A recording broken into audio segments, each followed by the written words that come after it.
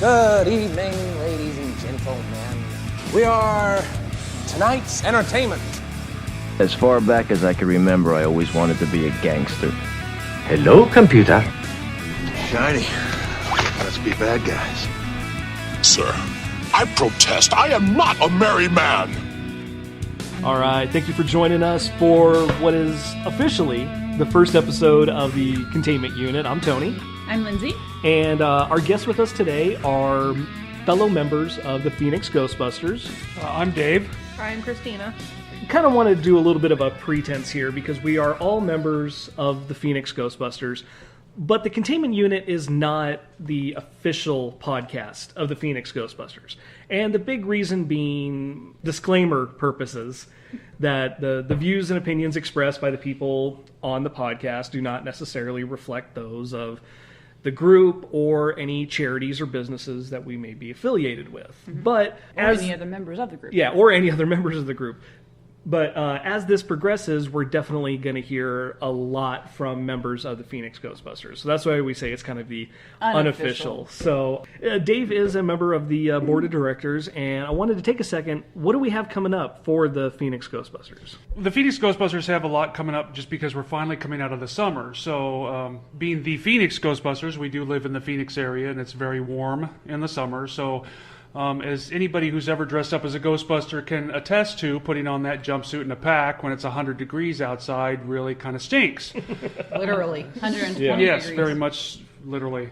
So we are coming back into the cooler season, so we've got a couple really big events coming up. We're going to be working with Square Egg Entertainment, and we will be going to the Thrill Halloween show in Phoenix, which will be down at the Phoenix Convention Center. And we are going to be recording an episode. I say we're recording live. I mean, we're actually going to be at the table, and we're going to record another episode of the podcast. And it won't air live. Yeah, it won't air live, maybe a week or two later, but we will be on hand for that. Mm-hmm. So we've got that. We've also got Phoenix Fan Fest coming up. That's going to be another kind of a mini con that we're going to be going to with Square Egg. We've got several upcoming walks and a lot of stuff for some children's charities coming up in October that we're going to be working with. More of it will be fleshing out pretty soon, and then we would just say check the Phoenix Ghostbusters webpage to take a look and see what events we have coming up. Yeah, so we got phoenixghostbusters.com, and odds are if you're listening to this, you probably saw the link shared from our Facebook page. But if not, if you just stumbled across it, welcome. But yeah, just check out facebook.com and search Phoenix Ghostbusters, and we'll have all the information there. Now, for today's topic, the inaugural topic is kind of the what I jokingly referred to as the spectral elephant in the room, the reboot. You get on a lot of Facebook pages, a lot of fan groups, and a lot of people are saying, man, it's been out for a year. Are we still talking about this? Well, yeah, because a lot of the discussion bears talking about, because for a lot of fans, they were told their opinion didn't matter. And I don't know if you guys have had this situation, but when I talk to people and I tell them what I do with my free time, the charity group I'm a part of, they go, oh, wow, so you're a Ghostbuster. What'd you think of the new movie? Mm-hmm. Just immediately, that's their first question. So it just seemed fitting that our first topic would be the new movie. And but we're not really going to focus on the movie itself too much. I really want to talk about the controversy and what happened leading up to the film and what has happened ever since, the kind of fate of the franchise and where Ghostbusters is going to from this point on. So to kick things off, we do want to kind of briefly discuss the film. So I want everybody, we'll go around the room here, going back to school. We're going to give it a grade from A+ to F-, and then give me just a brief explanation as to why you gave it that grade. So, Lindsey? Oh gosh, starting with me. Okay, good. I give it probably a C, just because it was, to me, it was average. Mm-hmm. Just kind of, whatever. Okay. Dave, what you got? Well, I have to concur with the C rating. I didn't hate the movie, but it wasn't everything I had hoped it would be. For me, it was a Ghostbusters movie. It did forward the franchise, and new kids today are now aware of Ghostbusters that wouldn't have been without that movie. I liked the special effects. The story was but it was there. So I definitely would go with a C on it. I could take or leave it. I have bought it on DVD, and I have watched it every once in a while. I do notice that younger people like it a lot more. All right, Christina, what's your grade? I actually, sorry to sound like a broken record, but solid C, maybe to C+. The thing was, it was average. There was nothing to write home about. Like, well, that happened. There were a lot of really funny moments. Like Lindsey and I were talking in the car about this, where Kevin reaches through his glasses and scratches his eye, and you see that there are not lenses. These little tiny touches that were throughout the movie like just had me on the floor. But again, it didn't really make me revisit my childhood or anything. Okay, I'm going to go ahead and I'll break from everybody, and I'll give it a D+. Ooh. Of course, it's got to be different. It's not a matter of being different, though I am. If all I had ever seen was the theatrical cut, I'd give it a C-. The extended cut was just throwing crap on a crap pile. It was just, it didn't make anything better. It just made every complaint that I had about the film. Why, you didn't like that dance number? No, there wasn't enough of them for him. Yeah, it just, there was 4 dance numbers. I kind of wanted 5 or 6. So much dancing.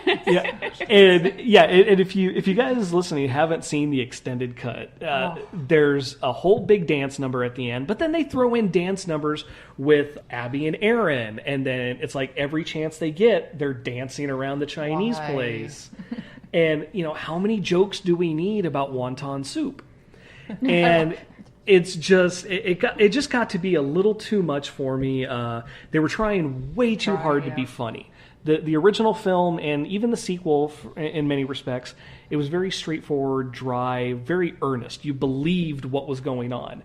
This, it felt more like a parody than an actual film. So it really left a bad taste in my mouth. Well, and I would agree that the original films actually did have some horror element to them. There were scenes that scared people, and people had that kind of an anxiety going into a ghost encounter that I didn't feel with the new movie. The new movie seems straight out slapstick.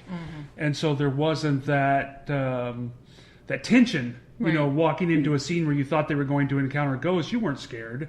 When they were in New York City and there's thousands of ghosts around them, you weren't scared. You were more impressed with the graphics and the special effects, but I wasn't at all nervous for them. See, I wasn't really terribly impressed with the graphics because it reminded me too much of like Scooby-Doo, the Scooby-Doo movies.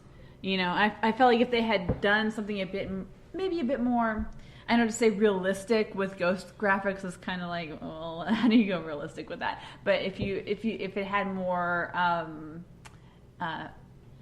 practical effects, maybe. Yeah, more elemental stuff to it, not quite so bright colored, CG'd and stuff. I did hear a lot of people compare the CG ghost to. There's a company out called Atmosphere FX that does ghost graphics for Halloween. I've seen some and they've been doing it for years. But people were saying, "Wow, these ghosts look incredibly similar to what Atmosphere FX has been doing for several years." So I think there was some disappointment there that they hadn't kind of gone in a new direction. Right? Yeah, I can see that. Definitely.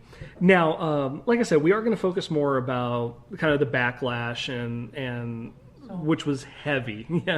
So much backlash, like Christina said, and it all started with, pretty close together, 2 things: the announcement of Paul Feig as director, and then the announcement of the cast. So what I'd like to hear from everyone is, how did you feel when Paul Feig was announced as director? And at the moment he's announced, did you have an idea of who the cast was going to be? And then how did you feel when the cast announcement was made? Whoever wants to jump in first. Well, I didn't really know who Paul Feig was at first. I've since seen Bridesmaids, but a lot of times I don't really pay attention to who's directing what. So I was just like, okay, well, I have to Google that name now. As for the cast, I loved most of those women, and I know everybody's got a proverbial, pardon my language, hard-on for Holtzman, but I actually really love Patty. So I was like, oh, this actually cast is going to be pretty good. Kristen Wiig, that is Abby, right? No, that's Aaron. Aaron. Okay. Melissa McCarthy was Abby. That's right. Okay. I'm bad with names too. It's Yeah, fine. I'm horrible. She's okay. She has her moments. I love Melissa McCarthy, but I was like, oh, if Melissa McCarthy's going to be in this, there's going to be a lot of falling down and getting thrown around. She's a modern day Chris Farley. She loves to just fall through things. For me, Tony, when I heard that Paul Feig was going to be the director, again, I was just happy to see forward movement in any kind of new Ghostbusters film. It had been so long, and I wanted something. So I was trying to be hopeful in that regards. As far as the cast, I've seen enough of Feig's movies that I was pretty darn sure, especially once he announced it was going to be all female, that it was going to be the same cast that he uses for just about every movie he has. That kind of disappoints me because it's kind of this one-trick pony thing. I'm only comfortable with working with these women, so I'm going to keep bringing them into every movie. He's definitely one of the favorite directors of my wife. She loves a lot of his movies. She likes that kind of comedy. Again, it's different than what I grew up with. I grew up with the more intellectual comedy. It wasn't all slapstick. So again, I was trying to be positive. I was a little disappointed to see immediate hate coming out of it. But I don't know how much of that was legitimate or how much of it was really just people who like to be jerks on the internet and get attention that way. From my standpoint, all I could say was I was hopeful, but I was already starting to think, okay, this could go bad. How I am. I'm really bad with names, and so I took a lot of my cues off of, you would tell me, this is what he directed. I'm like, oh, okay, well then it's going to be just in-your-face slapstick with no real substance to it, and so that's pretty much what I expected. Is pretty much what we got. And as far as the actors in it, I didn't have much by way of an expectation there either, because I had only really seen Bridesmaids. I hadn't really seen them much in anything. I expected more, I think, out of Kristen Wiig because of seeing her in like Paul and stuff like that. So, but McCarthy, I expected about what I got out of her. I'd never really seen Leslie Jones in anything, so I was happy with her character, but that's because I had no expectation for her character. She's mostly just on Saturday Night Live. Yeah, so, and I don't really watch SNL, so... Yeah. So for me, as soon as I heard the name Paul Feig, my heart sank a little bit, just because I felt like there were other directors out there that could really do justice to the project, and I never thought Paul Feig was one of them. Bridesmaids was, for me, okay. It wasn't, the laugh out loud comedy gold that a lot of friends and family told me that it was, and everything else he did was just very average. But as soon as he was announced, I said, okay, so within 3 days, we're going to hear Melissa McCarthy and Kristen Wiig. And we get Melissa McCarthy and Kristen Wiig. I was happy about Melissa McCarthy because I'm a fan of hers. Kristen Wiig, take her or leave her, like Lindsey said, Paul, she was great in Paul. Mm-hmm. But everything else she's done, like on Saturday Night Live, not impressed. I wasn't familiar with Kate McKinnon or Leslie Jones. I was kind of so-so, whatever with the rest of the cast. But my concern, and this will kind of get us into the next level of the discussion, was the attention to the gender. Oh. That it was, Paul Feig started saying, I don't know why everyone's saying this is just a gimmick. Well, it's because the first words out of his mouth were the fact that they're going to gender swap and it's going to be all female. I would have been a lot better about the whole situation if he just announced the cast and, oh, by the way, they happen to be female. But the fact that he was announcing it and that it was going to be a remake, kind of reboot. I was getting a lot of Chris Rock vibes in there. And you see what Chris Rock does nowadays. All of his films are remakes of other films, just with an all African-American cast. And whenever you make that kind of jump, and this is something I was concerned about at the time, you kind of lose something because it's only now going to appeal to a small amount of the broader audience that the original appealed to. And that was my concern, is that the humor was going to be more female-based, that the direction of the film and everything was going to be more female-based and be directed towards a female audience.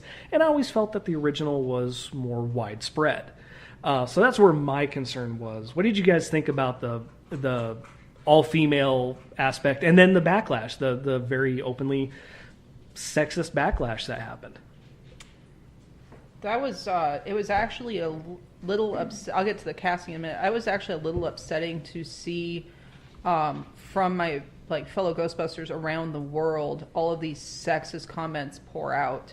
It was actually really disconcerting. I was like, wow, this, you can dislike said actor as much as the next person, but it's like, why are you oh my god, there's just gonna be bras everywhere. It's like with the announcement of the new Doctor Who, there's just gonna be bras and panties all over the TARDIS. Jeez, guys, calm down. Well, in my standpoint too, I mean, once Paul started talking about what he was wanting to do, it did become more of an agenda, right? It was like, I'm going to be doing this. And I really saw that when he cast Chris Hemsworth in the Janine character. So you really did gender swap. You took all of the men, made them women. You took the one woman and made her a man. But then they went even farther to make that character, the Janine character, basically retarded. I mean, for whatever other reason. I mean, I'm surprised the guy hadn't killed himself accidentally. He was that thick. Yeah. Which Janine wasn't. In fact, I'm one of the few people who flat out say I did not like the direction they took Janine in Ghostbusters 2. Yeah. They totally Agreed. dumbed her down, and that was not her character. No, She was a very self-sufficient, hardcore woman who knew what she wanted and don't mess with her, and then she turned into an uber dork. Mm-hmm. It just, that bothered me. And so in the same light, I didn't like them taking Chris Hemsworth and making him that bad. Now, I have to give the other side that allowing Chris to do a lot of his own scripting, he wrote a lot of his own lines, and he took that character in the direction he wanted. And it was some of the bigger laughs for me, was him just being stupid. Mm-hmm. Can you answer the phone? No, I can't. It's in the fish tank. And in all rightfulness, I mean, he's the one that named them the Ghostbusters. Mm-hmm. Yeah. So I'm very torn between the things that I like and don't like. But in the light of what Paul did with the film, I do believe it was an agenda. And I don't agree with the backlash for it. People should have... I especially hate people who hate a movie before they've seen one scene from it. Okay? Give it a chance. But I do believe that he had an agenda, and that was driving the movie more than the story. Yeah. Okay? Mm-hmm. I don't think the casting of the guys in the original Ghostbusters had anything to do with their sex. It had to do with their acting ability and their chemistry with each other. I don't think that was the case with the girls. Wasn't there talk about on set squabbles between the girls? They apparently did not get along during filming. If the reports and the on-set leaks are to be believed, and these are the leaks that did get verified with a lot of information, with a lot of stuff that we saw with the film, a lot of the stuff that this source said was proven. Something that's still kind of out there is fighting between Melissa McCarthy and Kristen Wiig over who had more jokes. And there was also talk that Kristen Wiig spent all of her free time locked up in her trailer on her phone with people complaining about the film because it wasn't going the way that she had hoped. Melissa McCarthy was reportedly getting into fights with Paul Feig because she's a big fan of the Real Ghostbusters cartoon and thought that was the direction they were going in, and she was dissatisfied with everything. Again, if the leaks and the reports are to be believed, they also said that Leslie Jones and Kate McKinnon were kind of happy to be along for the ride, and it was kind of the egos of the big names that were going back and forth. That explains some of the lack of chemistry. Mm-hmm. Well, and we've talked about privately, where you have a bunch of big name actors all trying to be the major comedic role in that film. There's only room for really one, and they had four. Yeah. Again, and I hate to be the guy that compares everything, but when you go back to the original, those guys all had a very distinct role in the film, and they played that role very well. They weren't all the comedic relief, and so. Well, I'm sure that they had arguments during that filming as well, just as we know that, anything with Bill Murray in it, you're going to have some kind of a disagreement or an ego thing going on. Love you, Bill. Anyway, I think that, again, you see a situation where all these girls wanted to be the main funny character, and it's overwhelming. The movie was just one joke after another, and they start to fall flat because there's just so much of it. You have movies that, there's the phrase comedy relief. Like when a movie gets so dramatic, you have that comedic moment to kind of relieve the tension. And this needed some dramatic relief, and there wasn't any. And there were moments where you start getting a dramatic moment. You start getting that moment where it's like, oh, there's some heart in here, and then it just gets interrupted. Yeah, and you get what was like there was a fart joke, I think, at one point or something like that. No, it was a fart from the front joke. And that was at the beginning. I was talking about like later on when she's talking about like her childhood or something like that. But there was no dramatic relief, and whenever you started to get anything like that, it was always interrupted, and so you never really had a moment to just. And I agree with that because some of my favorite jokes had to deal with Leslie.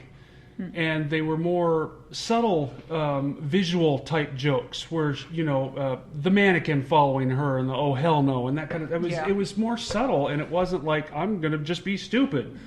I liked her kind of no nonsense attitude towards everything that was going on. How she was taking it so seriously when really you shouldn't be. I mean, it's a freaking ghost. I liked that much better than. I mean, good God, the scene where. Abby's holding on to the proton gun and launching around like a rocket. I was just let go. I mean, this is just dumb. The thing about that I didn't like was the fact that you had seen the scene down in the subway where they've got this big old honking thing that they're dragging with, and they have to like hold Kristen Wiig's character up to keep her from falling back so she can concentrate the beam on the ghost. And then she gets the smaller pack, which is supposed to be helping to make it compact, right? And then she just starts getting thrown all over the place. It's like, but then why didn't that bigger one throw all four of them all over the place earlier on? And I'm like, there's no continuity with the physics here. Now, something I wanted to touch on, a great point that Dave brought up was there was a multitude of people, and I fully admit, I raised my hand, I was one of them, people who were expressing negative opinions very passionately before the trailer even came out. Now, I'll give my standpoint on why I did, but I want to hear what everybody thought about just the pure negativity about the film before any trailers, the script wasn't even finished, and people were expressing negative concerns. Mine was simply looking at everything that this cast had done leading up to Ghostbusters and then comparing it to what everybody in the original had done leading up to Ghostbusters. Whereas with this one, the big hits for the cast and crew were Bridesmaids, Spy, The Heat, and those I think we can agree with. Those are like the big three. Anything else they did was, that was kind of good, very low key, nothing blockbuster, nothing renowned. You look at the original team leading up to Ghostbusters, National Lampoon's Animal House, National Lampoon's Vacation, Blues Brothers, Stripes, Trading Places, all of these iconic comedies 30 plus years later still revered.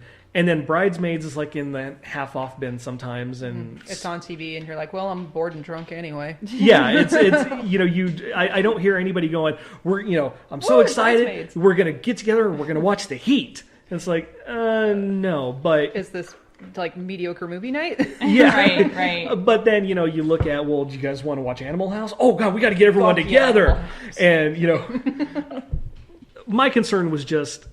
We weren't being given people that could live up to the legacy of the originals. But everyone, at least that I was talking to, they were just so excited about it. And I'm like, why? I didn't get it. And that's what I argued. And I argued for me saying I have the right to look at the same things you have and say, no, I don't like it. What did you guys think of the negativity leading up to the first trailer? Well, and as I brought up earlier, I was surprised at how much negativity came out before anything was even visualized. There was no trailer. The script wasn't finished. I did feel that a lot of the hate was just, older 30, 40-something-year-old guys in their mom's basement on a beanbag having a tantrum because they weren't getting what they wanted out of Ghostbusters. For me, I was actually happy that there was any movement on Ghostbusters. And, for those of us who are in Ghostbusters groups and have been doing charity-related stuff, you've been noticing over the last few years that it's been declining in popularity. There's just, the kids coming in today don't really know it, right? They're too old now for the real Ghostbusters. They didn't see the original movie. It's not like Doctor Who, which is on TV constantly, and so it's like a huge thing. So I was happy to see some fresh blood being brought into the franchise, regardless of what it was. I was hoping that it would be great, okay? And that's what I wanted. I was sitting there crossing my fingers and hoping this would be great. It was okay for me. And it is what it is. I think Sony did a great job of trying to finally get something back. I mean, the personality stuff that was going on between Bill Murray and Dan Aykroyd and Harold Ramis and not wanting to do this movie one way or the other. Ivan Reitman was having issues. We kept hearing there's going to be a Ghostbusters 3, there's not going to be a Ghostbusters 3. They're going to get a 3, there's not going to be a 3. For me, the video game, like everybody says, was the third movie. You can watch the cutscenes of that on YouTube, and it is like watching Ghostbusters 3. I was happy that it was coming out. I was shocked at how much vitriol and hatred was coming out from the forums and from, quote, fans. Yeah.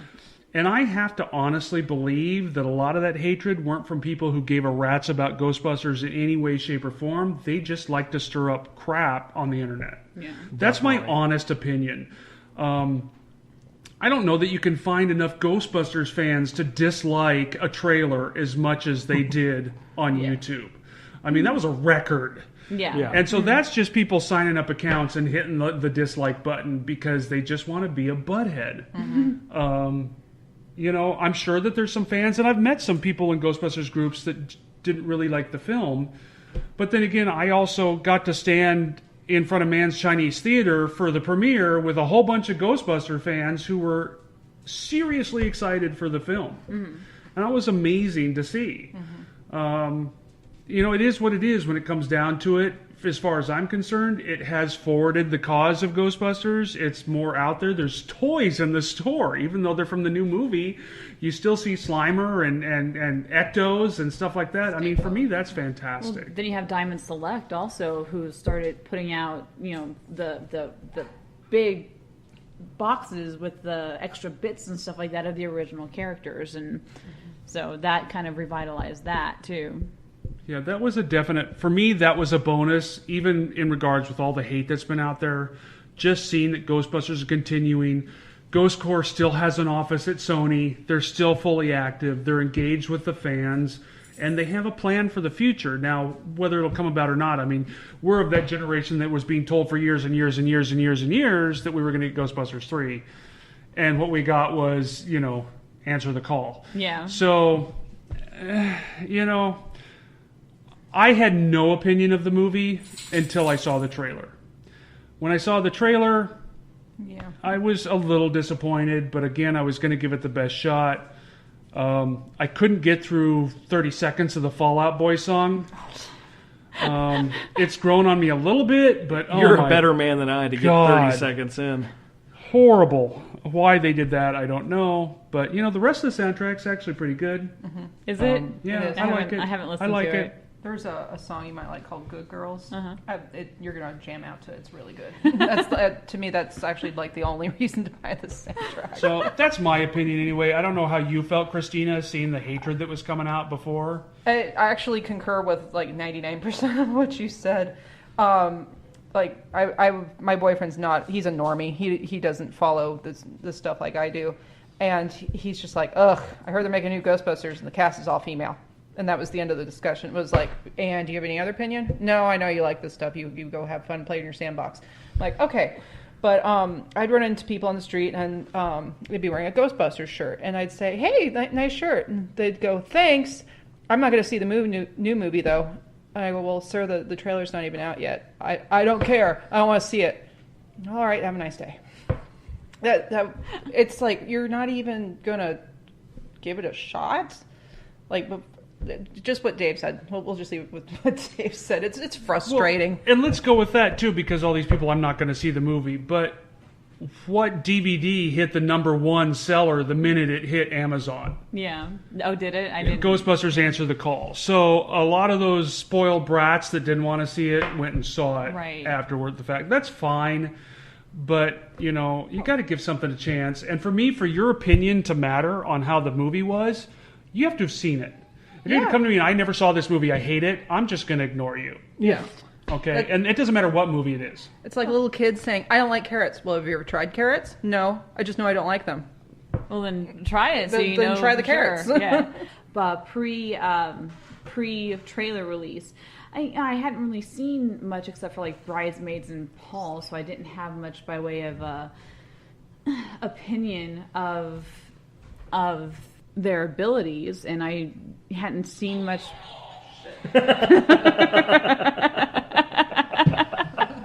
And I saw that coming. We had a Slimer toy on the table and forgot to tell her that it was turned on. Yeah. Pull the it tongue. makes noise. Oh, she turned it off. I turned it off. Oh, okay. Yeah. Yeah. Anyway, sorry.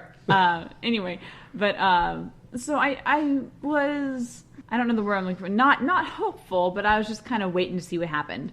I was just kind of waiting to see how it all went. And then the trailer came out, and I thought, okay, well, as far as a trailer goes, it looks good by modern standards. But if I'm trying to think of something that pays homage to the originals, then it didn't have that same feel. And considering that they were trying to reboot it and say it's not part of the original universe, they were using too many things that reminded you of it. Yeah, there's like little nods here and there. Yeah. Actually, not even little. That was one of the biggest blatant. complaints I heard was they said this is not a reboot, it's its own universe. Yet they brought up the original Ghostbusters every single opportunity they had in that movie. Yeah. And people were like, "How can you say that? How can you say this has nothing to do with the other movie?" And yet all you do is reference the other movie. Yeah. Yeah, like, oh, there's Stay Puffed. Yeah. One of my friends that's who's part of the Texoma Ghostbusters, he calls it weaponized nostalgia. That they will throw nostalgia at you at key points. They know exactly when they want to, because they want your feelings of the original to transfer to this new one. So when you're thinking back about all the positive things, all the little references to the original, and then you feel good. So you must have felt good about this. And that happens in a lot of movies nowadays where they're, whether it's a reboot or just a continuation, it's just they're going to throw in references like Tic Tacs. You just pop in one every few seconds and go the whole movie, and it's just one big reference. It's like Hot Topic. Or was it just a ploy to get you to go, right? Because I want to see Bill Murray. I want to see Dan Aykroyd. Sigourney Weaver's in it. It can't be bad. Oh, and there's Harold Ramis. Yeah, they've got the bust of Harold, It's just, I don't know. I saw that as kind of a gimmick, really, was kind of what it was to me. Yeah. And none of their characters really brought anything to the film, even Bill Murray, who... He so phoned that in. He really did, and you could tell he was not engaged. He did not want to be all. there. Yeah. Well, again, going by the adage, if the rumors are to be believed, Bill Murray was threatened with a lawsuit by Sony, and all members of the original cast were told that if we offer it to you and you say no, we will sue you for breach of contract. And I think the only one they didn't even ask was Rick Moranis, because he hasn't done anything since 20 years. Little Giants. Well, and I had actually heard that he had been approached, but that the role was so insubstantial, he just didn't feel like it was something that he could come out of retirement for. And as you've seen, he is willing to do stuff, but it has to have some major meaning. So, having the charity function that they just did, where they were doing the McKenzie brothers, which was just epic. I didn't get to see it. Just awesome, and it was great to see them together again and all that. But again, that had a purpose, right? It wasn't just he's stepping onto the screen going, "Hi, I'm Rick," and then leaving. So I had heard that he was approached, and again, this is just rumor upon rumor. So those of you out in the internet probably know better than I do with that thing Google or whatever it's called. But anyway, the Google. You're using the interwebs. I thought it was Ask Jeeves. But again, I think the whole thing was a gimmick, and I really didn't get a feeling that really any of them really wanted to be there, except maybe Ernie seemed to really kind of relish his role, but he takes just about any role he does very seriously, though. Yeah. So yeah, you could have him on an episode of Teletubbies, and he's going to give you the best performance he can do. And I felt like Dan Aykroyd really kind of gave what he could for that little, blink and you miss it kind of scene. But yeah, everyone else was just really bored, really didn't want to be there. Yeah. Again, Dave, you brought up the people, and Christina also mentioned it. Well, I don't want to go see it. I'm not going to go see it. Okay, then don't. Yeah, and there's one guy very famous for saying that he wasn't going to go see it. And the backlash is why I hate to say this because it sounds so much like a statement that a president of this country has recently made when I say that there was bad people on both sides, and this is just proof that the supporters of this film were just as vicious as the people against it, with James Rolfe, the angry video game nerd, releasing his video about the new Ghostbusters film. And the guy is a diehard Ghostbusters fan. He's got millions of subscribers and fans on YouTube. He's known for being a diehard fan, and his fans were saying, when are you going to go see the new movie? What do you think of the new movie? And he watched the trailers and read up on it and said, you know what? I have no interest. I'm not going to go see it. And he was slammed by every side possible. Even Patton Oswalt got on there and started railing on him. People were making fun of, because he did it in his basement, and people were talking crap about the fact that he's got a Star Trek V stand-up. You won't see this, but you'll pay respect to the worst Star Trek movie imaginable. And other people were like, oh God, he's got a wedding ring on. I can't believe some woman married this man baby. And it was just really brutal when all he said was, it doesn't look good, I'm not going to go see it, end of story. So did you guys see any of that kind of negativity from the supporters? People, yes, really being vicious about that. What kind of things do you see? You probably saw more than I did. Well, yeah, I mean, and actually I saw that whole exchange that you were talking about. I actually watched his video podcast where he talked about why he wasn't going to see it, and I got his point, and obviously that was his choice to make, right? But he is somewhat of a D-list celebrity, right? Oh, yeah. With his podcast, and so, I mean, obviously he was famous enough that Patton Oswalt wanted to yell at him. So, well, Patton Oswalt was ticked because his wife had just passed, and she was connected to the film. Right. So, but Patton hasn't yelled at me yet, so I'm not that famous. But. I actually, in showing how fickle the internet is, Patton's taking a lot of heat now because he's found love again, and people are just outraged that he would do that after his wife died. Again, people on the internet think they have an opinion, they have a right to an opinion of everything, and you don't, okay? Shut up. Really, that should be the internet opening, when you go to Google, it shouldn't say, it should say, shut up, okay? But I saw a lot of the diehard Ghostbuster fans that were very excited, very Sony-centric. We're going to support Sony no matter what. We want this. That if you did say anything bad about the movie, you were basically cut off. You were anathema, and everybody hated that. And so it was from both sides, very viciously. And I remember when the movie came out and Rotten Tomatoes gave it a certified fresh, you had all the Ghostbuster fanboys out there who were like, look, you losers, it got certified fresh. It was great, We all know what a rating on Rotten Tomatoes stands for. I mean, it pretty much nothing. Okay. No, Rotten Tomatoes means jack shit. Yeah. And I'll go back and edit that one out. I'm sorry, but I had to say it. Yeah. Because you look at the films that are not certified fresh, And a lot of popular films, Clue is not certified fresh. Zoolander. Hey, come on! I'm not a Ben Stiller fan, but Tropic Thunder was great. We'll probably talk about that at another podcast. But Home Alone. Yeah, Home Alone is not certified fresh. A lot of great beloved films. So now that they're going around saying, "See, Ghostbusters Answer the Call is certified fresh." Yeah, so did you read some of the positive responses that they got? It was, well, it didn't suck, so I'm going to give it 4 out of 5 stars. Well, and let's look at it from strictly a financial standpoint. I mean, they did make more money than they spent on the film. They didn't make the millions upon millions above what they spent on the film that they wanted to. So overall, the box office numbers were kind of considered a wash. It wasn't a great victory. It wasn't a dud, right? Well, last I heard, they were actually in the hole.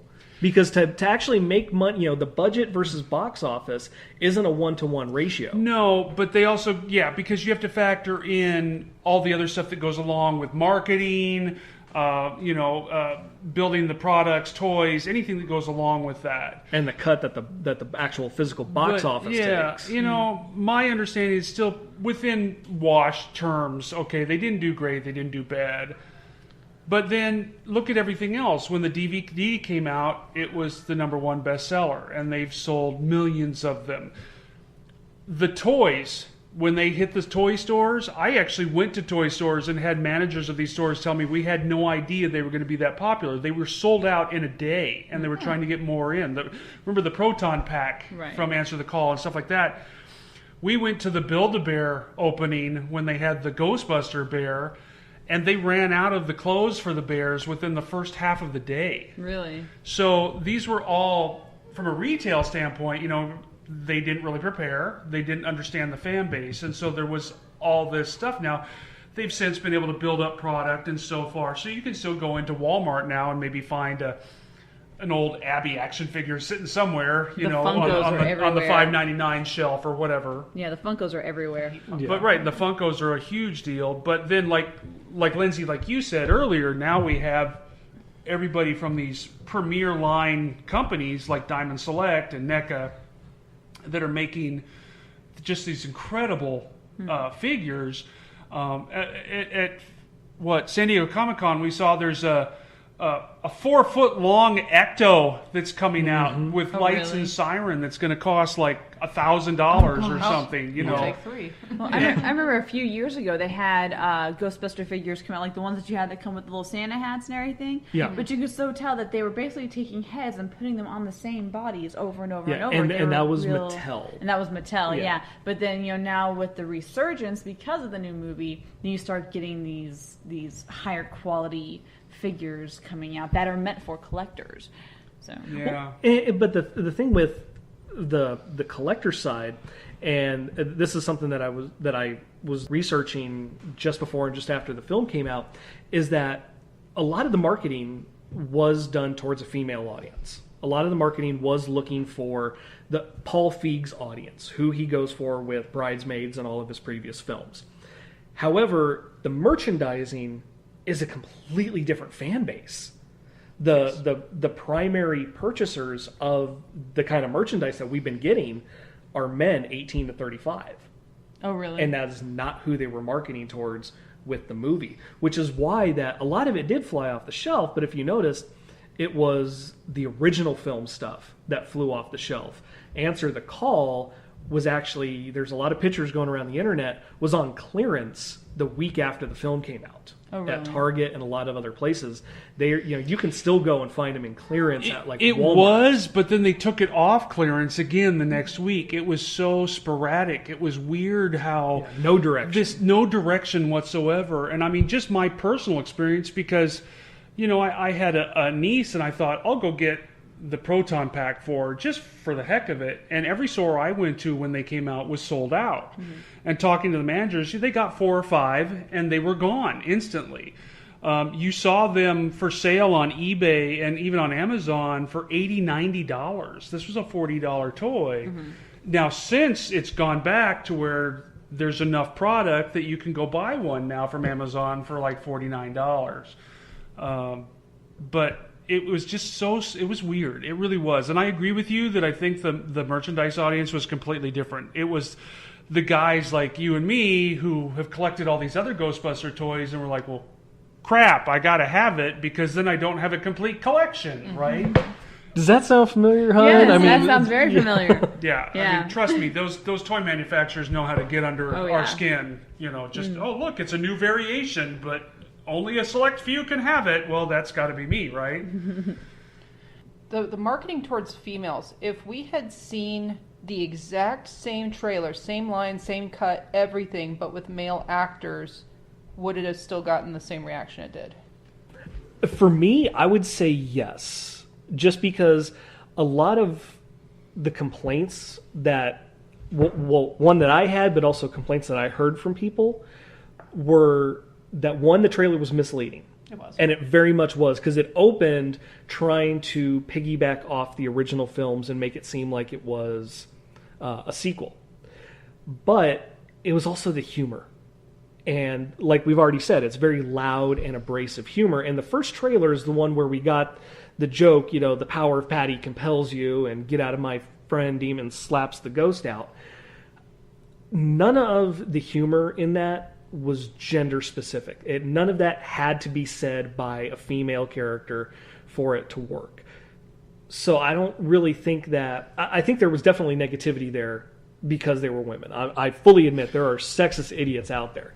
But I think the failure of the trailer was misleading and just an indication of the humor the film was going to have. So I guess the only gender-specific joke would have been the fart from the front. Yeah, probably. Yeah, if you think about it, in the movie. Yeah, and that was that wouldn't have worked if those had been guys. That wouldn't have worked as a guy. No. But because that was one of the things that we talked about, was the fear that so much of the comedy would be gender specific. It would be very, a bunch of, minstrel jokes and, stuff like that. And there really wasn't much of that in there, except for maybe the fart from the front. Yeah. And that was just about it. And so that gave me, when I saw the trailer and I didn't see anything by way of female specific humor, that gave me some hope for it. And so that was something that I was happy to see, is that comedy that could be appreciated on both sides. Yeah. Like I said, my concern was that they were touting all female and that it would be female driven humor. I always use this as an example of going from where an aspect is a non-issue to the forefront of the remake. Mm-hmm. And I always use this film as an example. Death at a Funeral. It's a British film directed by Frank Oz.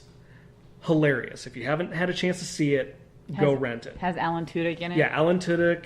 Oh, he's so funny. He's hilarious. He's hysterical. It's all about a funeral, and Alan Tudyk is so concerned and nervous about being around the family that his girlfriend says, "Here, take a Valium."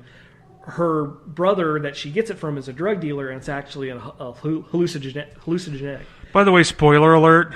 Yeah. Well, the movie's been out long enough. If you haven't seen it, it's your own fault. But that's fine. Yeah. This is just a tidbit. Yeah. Of stuff well, that that's goes even on. in the trailer. That's explained in the trailer. The whole movie is a whole bunch of hijinks. It's so funny. Yeah. You had me at Alan Tudyk. And Peter Dinklage. No kidding. Oh yeah, definitely in. But Peter Dinklage is in the remake though. 2 years later, Chris Rock did a remake with Tracy Morgan, Kevin Hart, Martin Lawrence. So, I mean, it's very clearly an all African-American cast with the exception of like two or three characters. Peter Dinklage plays the exact same character. You watch the trailers back to back, they didn't just redo the movie. They redid the trailer almost shot for shot, and it's very clear they are taking a racial direction with the humor. And the story is that race went from, it had nothing to do with the story, had nothing to do with the humor, and now it's Chris Rock doing this where race is the driving force with the humor, and even part of the story that, I won't explain what Peter Dinklage is doing there, but they're just like, and your whole problem is he's white? Yeah, my wife will watch anything that has Tyrion Lannister in it. So I stopped watching Game of Thrones at season 3 because it deviates. I'm sorry, a whole other okay, issue. direct all hate mail to Christina at Phoenix Go. No, just kidding. I don't hate the show. It diverged when Littlefinger brought Sansa to what's his name? What's that douchebag's name? I can't remember. Okay, Ramsay Bolton. Ramsay Bolton. Yeah. That didn't happen in the books, but most of my boys, and I know I'm one of those people. Well, you deviate from the books. I'm done. I'm sorry. I am. So my boyfriend and I looked at each other and both went, "We're done. We'll just wait for the next book." I've actually caught up on the show. I talked to my friends about it, and I go, "Oh wow, well it happened this way." It's kind of like watching Clue. It could have happened this way, but it could have happened this way. Here's how it really happened. But really getting back to what Sorry. we're talking about. No, and it's my fault. Swerving too. off the road, coming back. Yeah, Swerving sorry. off the road, It's coming my back. fault too, but I think everybody has a right to their opinion about the film. I think that there was some legitimate concern when the director was announced and the cast was announced. I think the hatred and vitriol that came out before the trailer was unnecessary. I think you could have just as easily shared your concern and said, here's what I would like to see, without being a jackass. Yeah. After the trailer came out, again, then you started to get this hatred from both sides. The whole YouTube, disaster with the trailer. People attacking Paul, people attacking the girls, people attacking Sony. It was ridiculous, and it really showed a bad side of fandom. And honestly, it became kind of I think the whole Ghostbusters fiasco has become this kind of a meta example of fandom in the whole, right? Because it's like you don't want to be like the Ghostbusters guys and freak out over this movie. Well, for me, it's bled over now to the superhero genre. Exactly. And you hear people like I fully admit I'm in the minority here. I loved Suicide Squad. I loved Batman versus Superman, and there are people legitimately telling me I'm not allowed to like them. If I am a fan, if I call myself a fan, just like people said that if I was really a fan of Ghostbusters, I would support this new film. I was at a local comic store in the Phoenix area, and I was just chit-chatting with the manager. And I just mentioned that I actually enjoyed Suicide Squad and Batman vs. Superman a little more than I did Civil War. And you would have thought that I spit on his child and kicked his dog. And in front of my children, he started berating me and telling me how I was wrong. And if I'm really a fan, I wouldn't like Suicide Squad and I wouldn't like Batman vs. Superman. That's a business fail for those of you, just taking college business courses. Yes, Yeah. absolutely. I saw Batman vs. Superman. I didn't care for it. The gentleman that lent me the DVD did, and I was like, and we just talked about it, and like, well, what did you like? What did you not like? But we didn't come to blows over it. I guess though, what my whole takeaway is that I would really wish that fans were more respectful in their opinions on both sides. That they would have a more reasoned argument as to why I just don't like it. It doesn't work for me. Okay, and then maybe it's something to do with how our society is going nowadays. Whereas if your opinion is not the same as mine, you're an asshole. I don't get that. Okay, it used to be that debate and discussion was something that was encouraged, and people would go into something with an open mind and be willing to have their mind changed if the evidence. It doesn't seem like that anymore in everything. In everything we do today, you're either yes or no, right or left. I hate that. Yeah. And I would just wish that people would be a little bit more open to sharing their opinion in a forum that would allow for discussion, and not if you don't like what I'm saying, you're wrong. Okay, and I think that Ghostbusters, the whole controversy with that, really showcased that, and I actually see it as kind of the beginning of this whole. You have to either like this movie or hate this movie, or you're not a part of it, and we do see that happening more and more often now with new movies that come out where, I remember the backlash of Iron Man changing to a African American female, And in the comic books, they were talking about didn't hear doing about this. that. Yeah, Iron Man is going to become Iron Woman. And Yeah.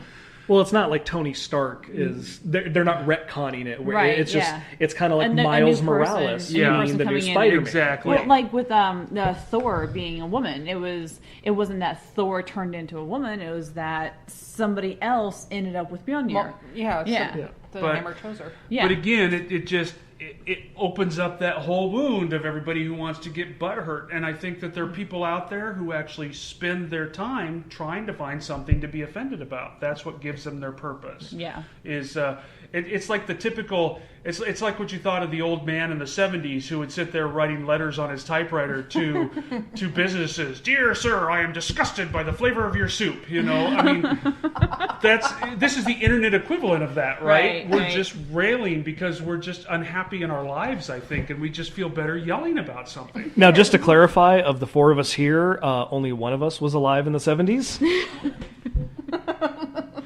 It wasn't me. You were saying, Lindsay? I think people just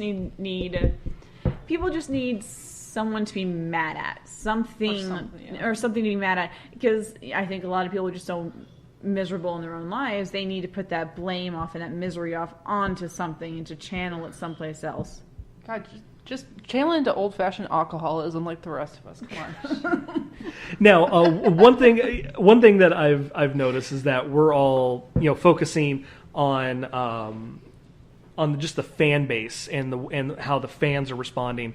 One response that we haven't talked about, which there's again conspiracy theories on this, is Paul Feig, Amy Pascal, and the studio. Was, at least from what you guys saw, is there merit to the rumor that the sexist and misogynist standpoint was focused on to galvanize the film from legitimate criticisms? Oh, I never took that into account. That would make sense. Yeah, because from what I've read and things that I've seen is there was a lot of people, especially when the trailer came out and YouTube was blowing up. A lot of people were commenting with very non-sexist, non-misogynistic standpoints about why they didn't like the film. People were commenting on Facebook pages and all this stuff. And they'd go back to see if anybody commented, and they can't find their comment anywhere. Mm-hmm. But there's a whole slew of women shouldn't be Ghostbusters. I can't believe, fat, ugly women are being Ghostbusters. All this misogynistic crap is being left, and it gave the impression for a lot of people that that was the only response. Well, and interesting because then they incorporated it into the movie itself, right? Yes. When they're reading the "Ain't no bitches gonna bust no ghost." I mean, that was just a that was a smack in the face of the people that they were railing against. So, I guess my opinion is I really don't care. I mean, honestly, at this point, it's so far past. Oh yeah, it's possible. Who knows what goes on in these studios when they're looking at that kind of a backlash? How they're trying to turn it around to their favor. I mean, I'm sure Sony was in a panic mode there for a while when they were seeing this. Yeah. And there's just so much that's come out afterwards, and again, none of it helps anything. You know, when you hear that Dan Aykroyd is going after Paul Feig because of the way he did the film, up until that point, he was a fanboy of everything that was going on, and then suddenly it's like, oh, Paul ruined it, and I didn't like this, and he was spending too much money, and he was doing all this stuff, and it doesn't help anything. Makes me think that the timing of Dan Aykroyd's comments makes me think that the non-disclosure agreement expired. Yeah. Because that's another thing that it was very well known that the entire cast, once the controversy started hitting, the entire cast was presented with non-disclosure agreements. They couldn't talk about what was going on in filming. It's totally possible. And for the record, love you, Dan. We'd love some vodka if you got some. We could drink that during the podcast. But yeah. Fuel that alcoholism I was talking about. You know what, Tony? You might be right. They may have been under restrictions, and once those came off, then they felt like they could honestly give their opinion, which is fair. But again, the movie was past at that point, and they're moving forward. And we're looking, love or hate the movie. Let's look at the positive at this point. Ghost Corps exists. Yeah. Right. All right. It's part of Sony. They do have a plan for Ghostbusters going forward. Ghostbusters is popping up everywhere. There's a new ride in Germany. Is there? Yes. I'm so jealous to our German listeners. Hopefully we will have some someday. I would love to go. There's the Void ride, or not ride, but the VR experience in New York. They opened up a Ghostbusters themed land in Saudi Arabia with a full reproduction of the firehouse. I mean, I'm sitting here going, holy crud, I was never thinking I'd ever want to go near the Middle East, but now I want to go to Saudi Arabia. So, No, we've got Neil, and all we have to do is get that little worm in his brain, and he'll build us a firehouse. Neil, get on that. So, Next week.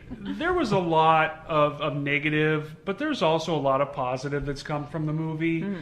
And from my standpoint, and as somebody who helps run a Ghostbuster charity group, I'm just glad that Ghostbusters is out there. Kids know what it is. We have a member who has a reproduction of the 2016 car, Duncan MacLeod, great car. And when that comes out, the kids under 15 love that car. They it's just like me with the original Ecto-1, right? Oh, that yeah. was my dream car. Still is mine. These kids, though, recognize that car. That wouldn't have been there without this movie. So because of that, I mean, I've got to thank Paul for keeping Ghostbusters going and giving it a chance at another life. Yeah. And, for me, that's the biggest part of this.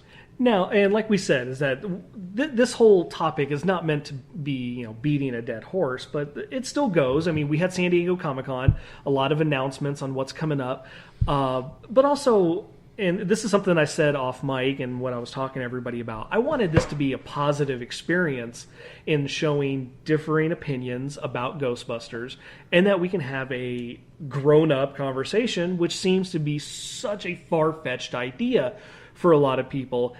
And Christina, I wanted you to bring up a few weeks back what happened on Facebook, where Christina just asked about the new film and is it really disliked, and you basically ended up making the site change their rules. Totally unintentional. I asked an innocent question. I don't even remember what it was at this point, but I just was asked a simple question. It was nothing offensive, at least I don't think it was, and it was taken down immediately, and they changed their damn rules all of a sudden. You can't even bring up, and this is one of the major Ghostbuster Facebook fan groups. I can't even remember which one exactly. Yeah, these are supposed to be safe places where we can talk about everything Ghostbusters, and I got shut down. Yeah, and now you're not even allowed to bring up, you're not even allowed to ask, is the new film good or bad? They're not allowing, and they're not the only ones. Anything. Yeah, you can't bring up anything about the quality, pro, con, whatever, about the new film. You can say, oh, I liked it, but you can't ask questions about it. And that's a lot of different groups are basically just shutting down because of the negativity. And that's why I say, we need to be able to have these discussions, because it's a year later and people never really got to talk about it. That's really disappointing that those places we can talk about it in our private pages with each other, but we can't go into the public Ghostbuster pages and talk about it anymore. We can't do that unless we privately message a friend. It really sucks. Yeah, it's part of Ghostbusters lore. It's part of the legacy now, and it's also a taboo subject. Yeah, and that's really, really sad. What do you guys see as the future of the franchise, and how do you feel about what came out of San Diego Comic-Con? We've got an animated film, we've got a live action.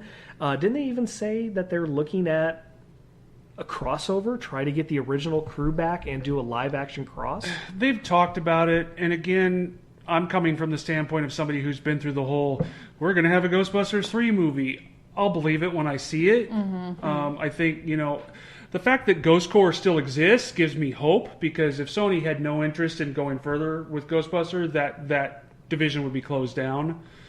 I do think that cartoons are kind of going to be the quickest and the most immediate result that we're going to see.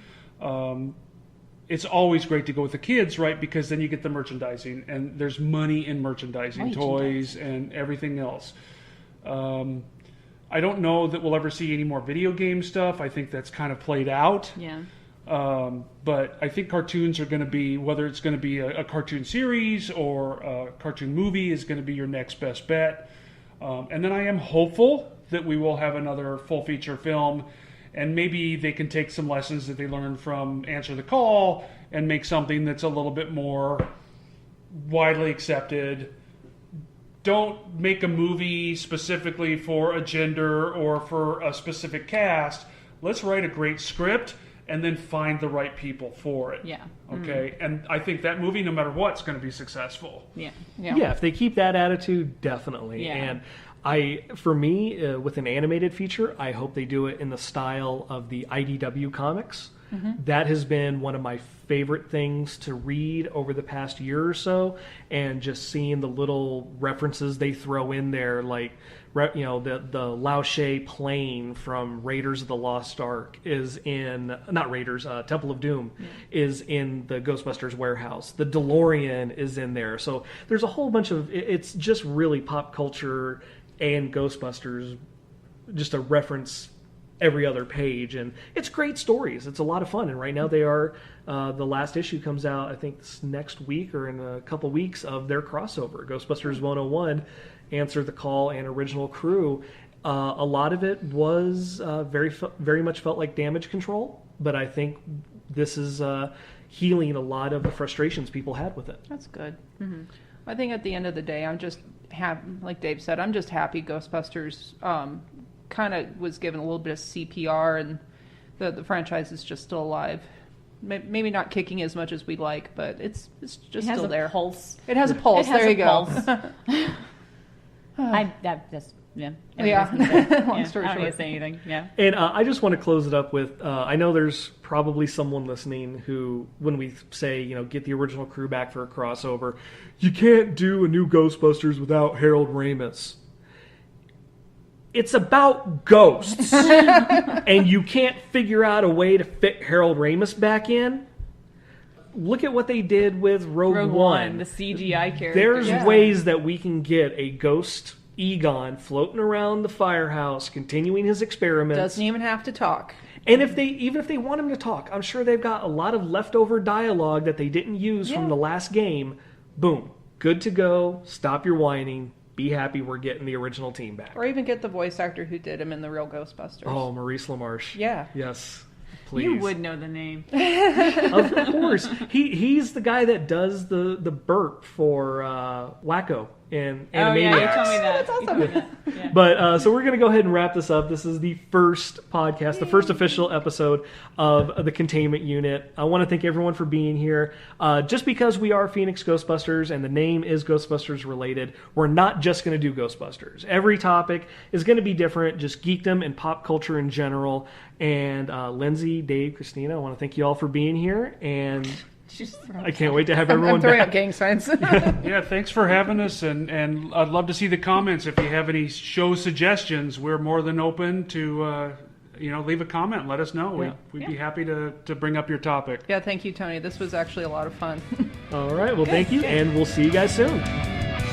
That's it, man. Game over, man. Game over.